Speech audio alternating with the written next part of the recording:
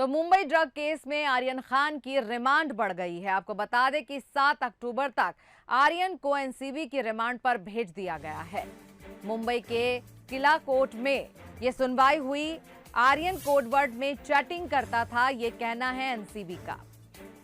साथ ही साथ एनसीबी का यह भी कहना है कि फोन में इंटरनेशनल ड्रग तस्करी के सबूत भी मिले हैं। तो मुंबई के किला कोर्ट में सुनवाई हुई है, जिससे पहले आपको बता दें कि एनसीबी ने ही रिमांड के लिए वक्त मांगा था और तारीख आगे बढ़ाने की बात कही थी। इस पर कोर्ट ने फैसला करते हुए अब इस रिमांड को 7 अक्टूबर तक बढ़ा दिया है। तो मुश्किल में है आर्यन खान और इस रेव पार्टी के बाद उन पर शिकंजा कसता जा रहा है और कई और लिंक मिलने के जो हैं आसार नजर आ रहे हैं। तो शाहरुख खान के बेटे के साथ और भी जो हैं लोग हिरासत में लिए गए हैं, जिनसे लगातार पूछताछ चल रही है। फिलहाल आर्यन खान को भी 7 अक्टूबर तक एनसीबी की हिरासत में भेज दिया गया है और उसे रिमांड पे लिया जाएगा।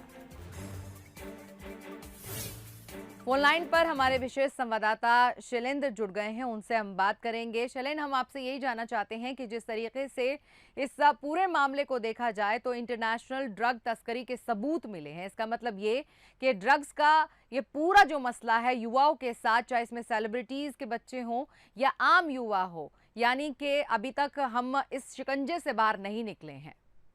जी बिल्कुल, जो एनसीबी ने कोर्ट में जो दलील रखी है, जो हिरासत में 11 तारीख तक के लिए हिरासत मांगी थी, उसमें मुख्य जो तर्क दिए गए हैं एनसीबी के वकील की तरफ से, वो उसमें यही कहा गया है कि इंटरनेशनल ड्रग ट्रैफिकिंग के सबूत उनको मिले हैं। और उसमें तर्क ये है कि मोबाइल फोन जो जब्त किया गया आर्यन खान का, उसमें कुछ चैट्स ऐसे हैं जो इस तरफ इशारा करते हैं कि एक ट्रांजेक्शन हुआ है ड्रग के नाम पर, या ड्रग की सप्लाई और उसके इस्तेमाल के उसमें सबूत हैं। इसलिए उन्होंने इसकी रिमांड मांगी है और मुख्य आधार उनका यही है कि ये लंबी जांच चलती है, क्योंकि ये ऐसा एक बिजनेस, ऐसा एक काला धंधा है जिसमें जो यूजर है उस तक जब ड्रग पहुंचती है तो जो सप्लाई का पूरा चेन है उसके बारे में एनसीबी को पता लगाना होता है और ये लंबी प्रक्रिया है। इसलिए उनसे लंबी पूछताछ करनी होगी, जो तर्क दिया है एनसीबी के वकील ने, कि इसलिए उन्होंने 11 तारीख तक हिरासत मांगी थी, लेकिन कोर्ट ने उनको 7 अक्टूबर तक की हिरासत में दी है।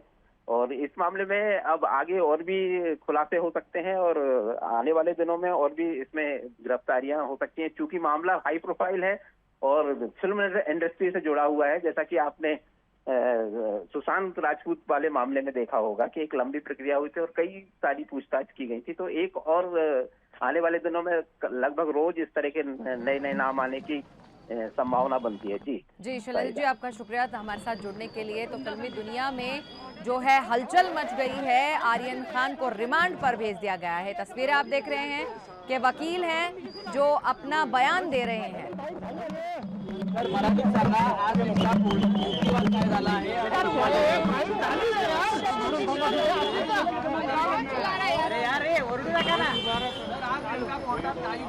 कितीपर्यंत पीसीडी दिलेली आहे? कस्टडी दिली आहे. सरकारी पक्षाचं असं म्हणणं आहे की इन्व्हेस्टिगेशन मध्ये प्रोग्रेस आहे.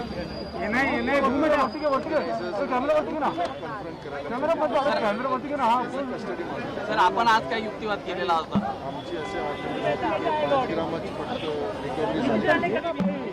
तो आपको बता दें कि ये वकील कोर्ट से बाहर आ गए हैं सुनवाई के बाद। जब बस 7 अक्टूबर तक अब रिमांड पर आर्यन खान को भेज दिया गया है, उसके बाद वकीलों ने अंदर क्या कुछ दलील रखी है और क्या कुछ कोर्ट के अंदर चला, वो तमाम बातें जो वकील हैं मीडिया कर्मियों के साथ साझा कर रहे थे। तो फिर अब ये केस और भी पेचीदा होता नजर आ रहा है। आर्यन खान की मुश्किलें बढ़ती नजर आ रही हैं, क्योंकि जिस तरह की चैट सामने आई है उसके बाद से ये पता लग रहा है कि इंटरनेशनल ड्रग तस्करी का ये मामला हो सकता है और कई खुलासे भी और हो सकते हैं।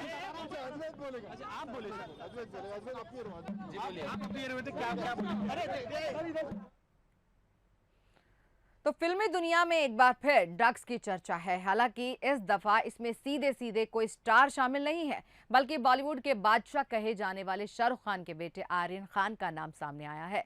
लेकिन बीते साल ही यानी कि फिल्म अभिनेता सुशांत सिंह राजपूत की मौत की जांच नशे की वजह से ही मानी जा रही थी और अंधेरी दुनिया तक वो पहुंच गए थे। ड्रग्स मामले में पहले रिया चक्रवर्ती के भाई शौविक चक्रवर्ती और बाद में खुद रिया सलाखों के पीछे पहुंची थी, जिसके बाद ड्रग केस में एनसीबी ने कई बॉलीवुड सेलिब्रिटीज से पूछताछ की थी। तो आपको बता दें कि नशे की अंधेरी दुनिया में जो है बॉलीवुड किस तरह से रहता है, इस चकाचौंध के अंदर जो है ये घुस जाते हैं। असिस्टेंट की चैट्स के आधार पर भी दीपिका पादुकोण से भी एनसीबी ने पूछताछ की थी। वहीं ड्रग केस में एनसीबी ने श्रद्धा कपूर को भी पूछताछ के लिए समन भेजा था। तो कई सेलिब्रिटीज के नाम सामने आए थे उस वक्त। रिया चक्रवर्ती से पूछताछ के बाद ड्रग केस में सारा अली खान से भी पूछताछ की गई थी। तो करण जौहर के घर पर हुई एक पार्टी में ड्रग्स लेने के मामले में मलाइका अरोड़ा और अर्जुन कपूर पर भी आरोप लगे थे। रकुल प्रीत सिंह से एनसीबी ने ड्रग केस के तहत पूछताछ की थी और उसमें कई साउथ के जो स्टार हैं उनका भी नाम आया था और घर से प्रतिबंधित दवाएं मिलने के बाद गिरफ्तार हुए थे अभिनेता एजाज खान भी। घर से गांजा मिलने के बाद गिरफ्तार हुई थी कॉमेडियन भारती सिंह और उनके पति हर्ष लंबाचिया। इसके अलावा आपको बता दें ड्रग्स जब्ती मामले में अरमान कोहली भी गिरफ्तार हुए थे। उनके घर से आपको बता दें कि ड्रग्स मिला था। तो सुशांत सिंह राजपूत की मौत के बाद ड्रग केस में सामने आया था रिया चक्रवर्ती का नाम और उन्हें जेल काटनी पड़ी थी और रिया के साथ उनके भाई शौविक चक्रवर्ती भी ड्रग केस में फंसे थे। और दीपिका पादुकोण से भी जो है पूछताछ की गई थी। उनके असिस्टेंट की चैट के आधार पर एनसीबी ने पूछताछ की थी। वहीं श्रद्धा कपूर से भी पूछताछ के लिए समन भेजा था उसी दौरान जब सुशांत सिंह राजपूत का केस सामने आया था। इसके अलावा रिया चक्रवर्ती से पूछताछ के बाद ड्रग केस में सारा अली खान का भी नाम सामने आया था और उनसे भी पूछताछ की गई थी।